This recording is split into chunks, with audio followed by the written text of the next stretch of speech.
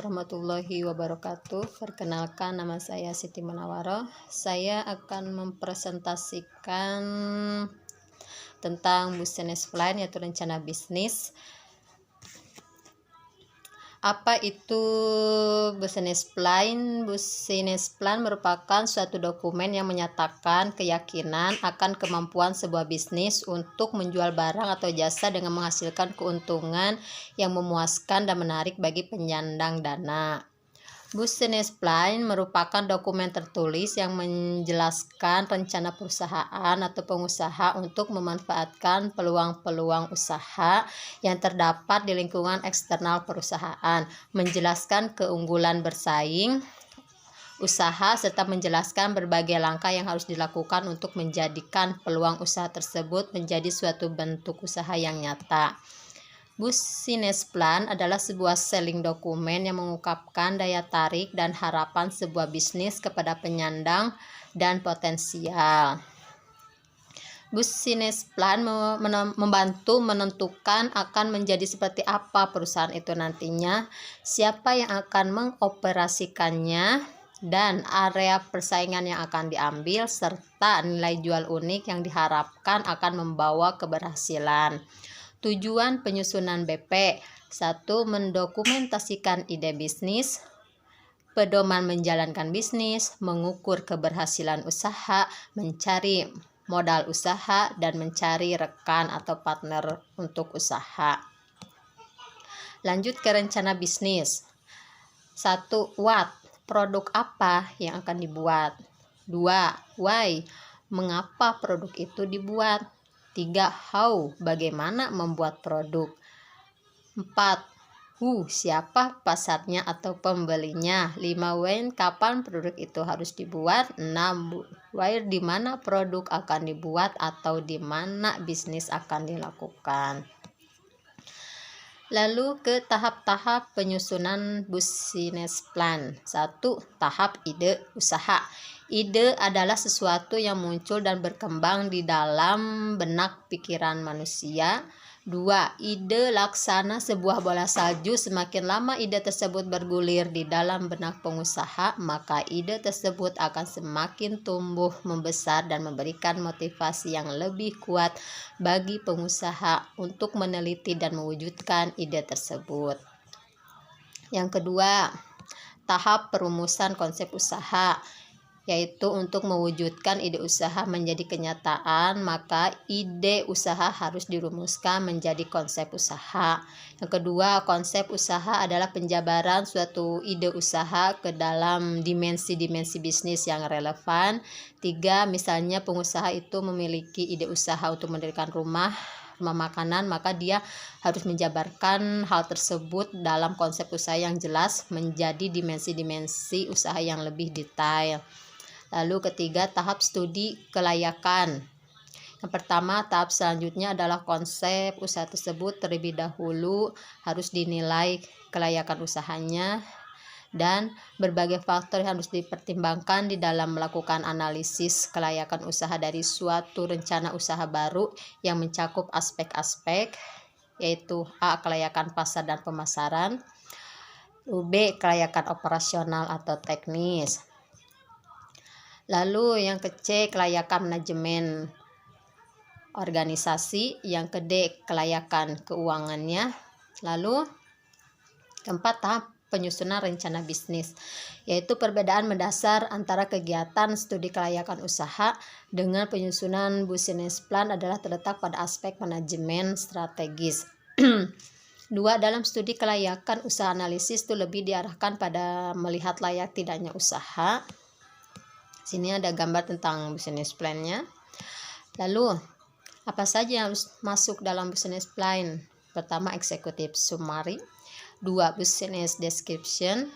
Ketiga, local market and competitive landscape. 4. Product or service. 5. Sales, marketing and promotion. Yang keenam, manajemen.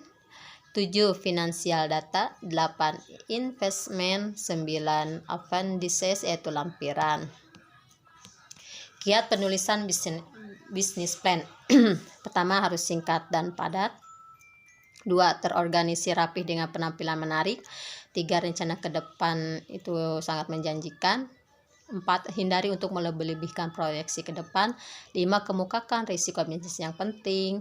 6. Tim kewirausahaan yang terpercaya dan efektif. 7. Fokus pada satu bisnis. 8. Target pasar. Outline business plan, yaitu 1. Ringkasan eksekutif, 2. Gambaran umum usaha, 3. Analisis pasar, 4. Rencana dan strategi pemasaran, 5. Operasi, 6. Organisasi dan manajemen, 7. Rencana pengembangan, 8. Proyeksi keuangan, 9. Lampiran. Yang pertama kita akan menjelaskan tentang ringkasan eksekutif. Itu tidak lebih dari 2 halaman, harus singkat, hanya memiliki waktu 5 menit untuk menceritakan secara keseluruhan, lalu menggambarkan keadaan perusahaan, harus menumbuhkan kegairahan saat membacanya, harus mampu mengomunikasikan bahwa konsep bisnis Anda itu memang berbeda dengan pihak lain. Kedua, gambaran umum, yaitu profil usaha atau bisnis, yaitu identitas perusahaan, visi dan misinya, gambaran sekilas tentang produk, perkembangan sampai saat ini, dan status hukum dan kepemilikan. Visi dan misi usaha bisnis, yaitu visinya adalah pernyataan yang menggambarkan kondisi ideal yang akan dicapai suatu usaha, lalu membuat nilai-nilai keyakinan sesuatu yang berbeda. Tahapan penyusunan visi, yaitu introduksi dan orientasi, 2. Mimpi individual, 3. Penyusunan daftar, 4. Pengelompokan, 5. Klarifikasi dan penghalusan. Misi adalah pernyataan yang membatasi lingkup usaha yang dilakukan unit bisnis saat ini dan di masa mendatang. Misi menjelaskan eksistensi unit bisnis, mengapa, untuk siapa, bagaimana mereka ada, dan menggunakan teknologi apa.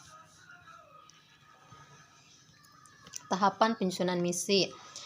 Yang pertama, introduksi dan orientasi, 2. Diskusi kelompok, 3. Sesi pleno, 4. Penyempurnaan, 5. Pengujian. Profil produk jasa, yaitu karakteristik produk, lalu keunikan produk, lalu analisis produk atau pesaing. Analisis pasar. Kita lanjut ke analisis pasar, yaitu tren dan pertumbuhan industri, lalu lingkungan persaingan, lalu barriers to entry, yaitu hal yang menghalangi masuk ke bidang usaha tertentu, lalu peluang usaha jangka panjang. Sini ada 5 kekuatan dari posisi pesaingan, yaitu pemain baru, kekuatan supplier, yaitu kondisi pesaing, kekuatan pembeli, dan pengembangan produk dan teknologi.